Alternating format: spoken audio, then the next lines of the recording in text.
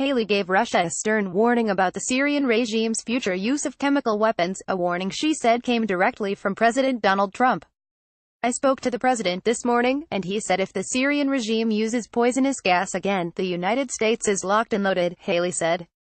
Saturday's meeting, like the one that took place on Friday just hours ahead of the strike that took out a research facility, storage bunkers, and other infrastructure that supports Syria's chemical weapons program, was requested by Russia.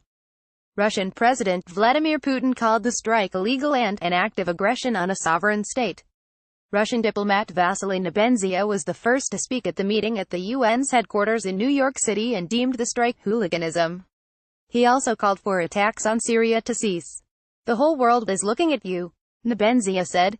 "Take a principled step." But Haley did not back down from the claims she made on Friday and repeated on Saturday that the evidence was clear that Bashar al-Assad's regime was responsible for ongoing chemical weapons attacks, including the latest on April 7 that reportedly killed dozens of Syrian civilians. "The time for talking ended last night," Haley said, noting that the strike, which was a joint effort of the US, France, and the UK, was strictly done to deter the future use of chemical weapons by holding the Syrian regime responsible for its atrocities against humanity. Haley's UK counterpart, Julian Braithwaite, said the strike was limited, targeted, and successful, and justified. "The Syrian regime and its supporters are responsible for the gravest violations of international humanitarian law in modern history," Braithwaite said.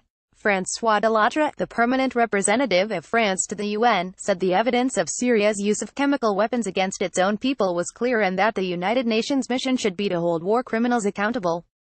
"The UN Charter was not designed to protect criminals," Delattre said. "A perfectly executed strike last night.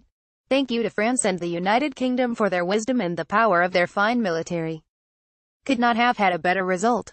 Mission accomplished." Donald J. Trump, at Real Donald Trump, April 14, 2018. Haley said a Russian disinformation campaign was in force but that efforts to change the subject would not succeed.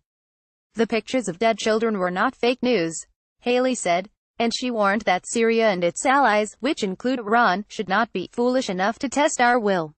"With yesterday's military action, our message was crystal clear," Haley said. "The United States of America will not allow the Assad regime to continue to use chemical weapons.